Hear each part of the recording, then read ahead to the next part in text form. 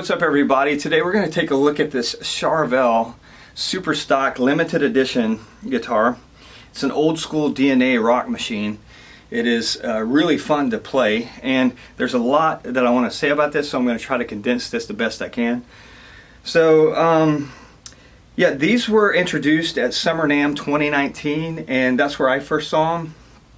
It caught my eye because it looks just like a guitar I wanted when I was in high school back in the late 80s, and it has an alder body with a semi-gloss lacquer, has a factory Relic job on it, meaning that all the guitars in this limited run have a similar Relic job, so all the nicks and scratches and dings and stuff are in the same spots roughly.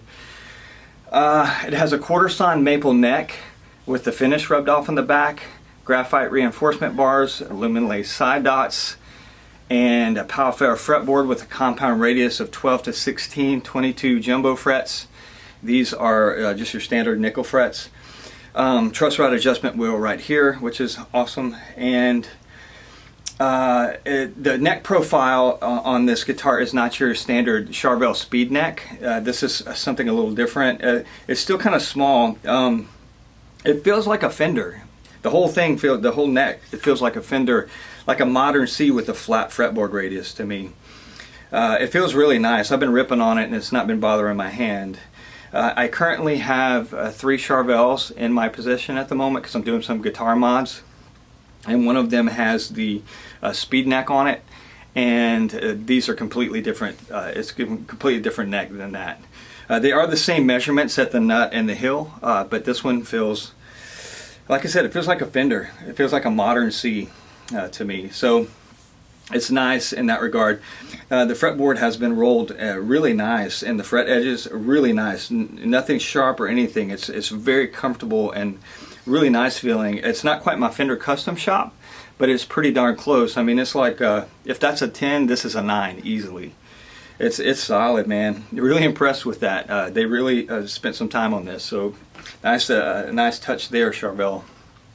And let's see here, what do we have? We have the, these are just your standard tuners, Charvel diecast, Charvel labeled tuners here. They're not locking. This comes with, equipped with the Floyd Rose 1000 series bridge, and it is the non-recessed top-mounted Floyd. I'm going to talk a little bit about that though here in just a second, but this is the Floyd Rose 1000, which are really solid bridges.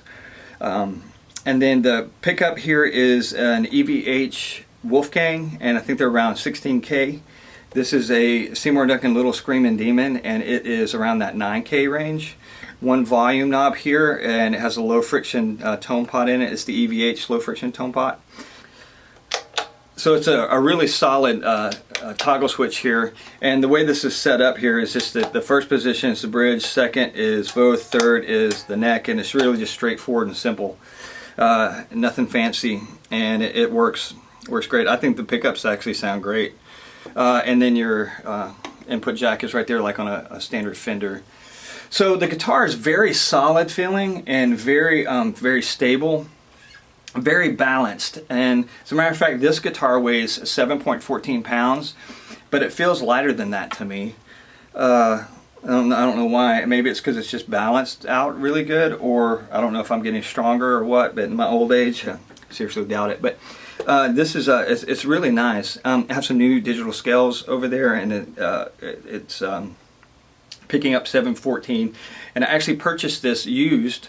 The guy that I purchased it from initially got it from Sweetwater, which, if you know anything about Sweetwater, they post the specs and weight, everything, and he said it was 714. So I confirmed that it was, and I was wanting to confirm that because it felt lighter than that, but it's 714. So which is a good weight. It's between that 7 and 8 pound range, and I like that. So these come in at right around $1,500 new, give or take. They don't come with a case or gig bag, which I think is kind of lame. I know these are a limited run. They're made in Mexico. There's more attention put to detail, but still, guys, you got to throw in a case with something like this. So some of the reviews that I've read on this guitar is that some people were saying that the setup was really bad on them, but once they got them set up, they were amazing. And I have to say that I would probably agree with that. I got this guitar, and the setup wasn't bad, it just wasn't to my preference, but it took me a little bit to get it just like I like it. But once I did, it's true, this thing is pretty amazing, and it rivals the custom shop guitars. And it actually rivals my Cali that I had, my Friedman Cali, which is saying something. That's an amazing guitar. But after I got this thing set up, it was pretty awesome. Okay, so I want to talk about the Floyd here a little bit. Now, I'm going to try to do this fast. But this guitar is a top-mounted Floyd, but it was set up to float. And you could pull back a whole step and a half easy. Well, I didn't want that. I wanted to set this one up to where the bridge was flush to the body. I like that on some of my guitars, especially with the Floyds. If you're able to do that, it has a different feel and it resonates differently. And I wanted that for this guitar particularly. And but when I got it, I wasn't able to do it because if you lower the bridge, the strings will be on the fretboard and you won't be able to play it. There are several solutions.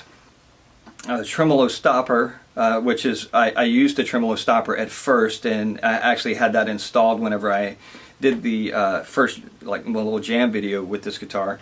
Or you can put a tremolo, which is not what I wanted to do for this particular guitar. The other option is to use these spacers that Floyd Rose makes, and you stick them between the bridge plate and the tone block, and it'll connect the body and the bridge. So that was the option I was looking at, but then you have to take the Floyd off and take it apart and put that on. I have a closet back here full of parts and bits and pieces from doing guitar projects, mod projects, and I had several German Floyd Rose bridges. I did have some of those spacers as well, so I put one on one of the German Floyd Roses that I had and lined up the saddles. Took out the 1000 series, set it aside, put the German Floyd Rose in with the spacers, and lined it up and set it up. And if I didn't like it, I could just take it out and put the other one back in. But now it's flush to the body, it's dive only, and there's no going back. And I like the way it feels and resonates. So as of now, I'm leaving this on here. So it has an original Floyd Rose on this one, and then I changed out the fine tuners and the screws here. I had done a little bit of kind of some Relic type stuff to some of the Floyd Rose parts, and I thought it fit this guitar. So I just stuck those on there. It wasn't necessary, but I did that. And then, yeah, so this is tuned to E flat at the moment, and I have hybrid gauge strings on here, 9 to 46.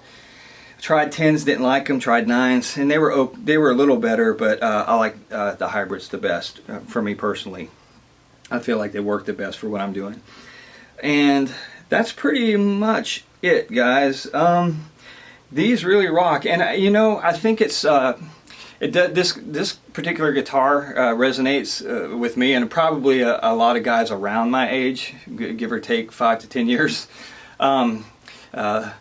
Younger and older maybe, but yeah, being that it looks like a guitar I wanted when I was in high school, and it says Charvel on it, and it just so happens to be, at least this one is really good. I don't know how consistent they are across the board with the limited run here, but it appears that for the most part they are, especially after you get them set up. But anyways, guitar, I'm really digging it, and it doesn't hurt my hand to play it. So yeah, I hope you enjoyed this video, and don't forget to give me a thumbs up if you like the video. Please post comments in the comment section below. Let me know what you think, and I'll talk to you guys later. You guys hang loose, keep rocking. God bless. Till next time.